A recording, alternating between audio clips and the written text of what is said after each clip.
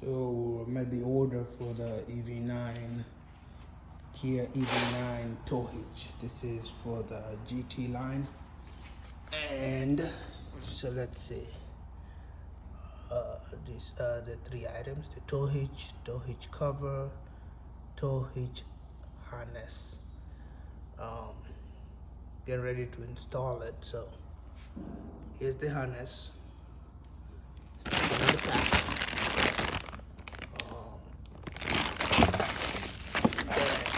And that's the hook. We'll get this thing open here shortly. And it comes with a few clips, and it's the clip-on type.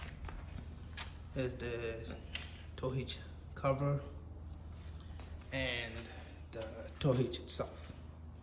Alright, so the first one to go in should be the tow hitch, and there's an instructions manual, what all you need, and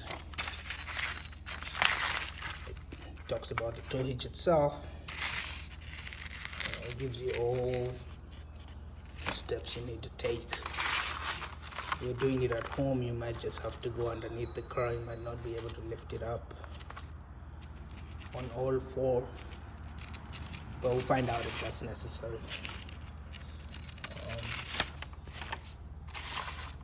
Should take a few hours here, hopefully less, but we'll see. Alright, so first step, underneath the car, you're going to be removing 10 clips, just like that. Pretty straightforward. Step 2 is remove the 3 nuts down here. So that is one.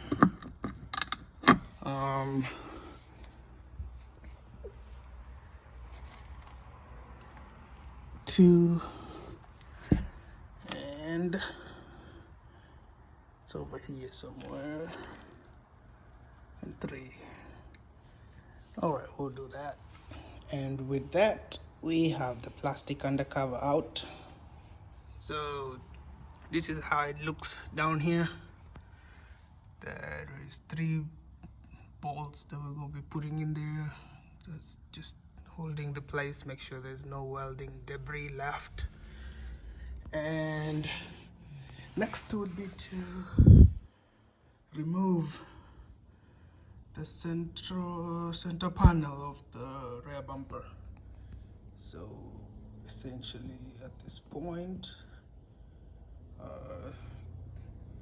it says carefully dislodge and remove the central rear bumper piece that will get discarded. Alright, let's get that done. Alright, the center piece of the rear bumper is out. Instructions actually say there are 6 hooks, but it looks like there are 8. So like 1, 2, 3, 4, 5, 6, 7, 8. And a little tricky. You got to press it down. You press it down with your thumb like this, and push it out at the same time. So yeah, so I was pressing it down with my thumb and then push it out, and that just walked out. Of course, be careful not to break the piece that's left on there. All right. Step 7 is to install this piece. There you go, and this is the piece. We're gonna go down there and fix it, pretty much. Right there. All right, let's see how that goes in there. The piece is going in. There's very little space to actually tighten it, so just be patient. You'll get it done. All right, now all we gotta do is lift the tow hitch and hook it up. All right, we'll go ahead and do that. All right, the tow hitch is on there now. Of course, no cover yet. It's right there. So now we move on to the harness. Our first step will be to disconnect the 12-volt battery and the high voltage. All right, the negative is out and the high voltage connector has been disconnected. Here's the hook.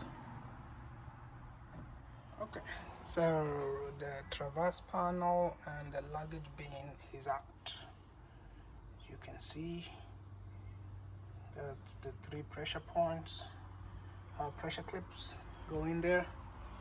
And now next step is to hook the tow hitch. The instructions are pretty clear. It needs to face down and bolt it up right there. Okay, looks like the centerpiece of the bumper needs to be in there before we can route the harness. So this is the centerpiece of the bumper. I'll put that back in before we can continue to route the harness against the locking sections of the central bumper cover. Okay, the centerpiece of the bumper is on. So let's go back and route the harness. Actually, it gets routed along the center piece bumper with wire ties. So while pulling the harness, there's a grommet that will need to be removed, and it's this one right here. Alright, so that's where the harness will go through. So the harness has gone in and now it's coming out through right there. And this is the under the trunk at the back. So that's the harness. Let's see what the next step is. Next, so you have the output harness connected to the input harness. This is the male and female connected, and then we have the control module. This is it here, trailer and control module. So the rest of the connectors go in here, and then we apply tape on the bottom side of it. Okay, so that's one, that's the other one, and that's the last one. This is a grounding wire. We'll deal with that later. All right, let's connect all that and put tape to it. Okay, so this is how it looks, all connected. All right, that's that. All right, so the grounding is done. Next we need the 8-pin connector, that connected to the factory 8-pin connector. So just like that. Okay.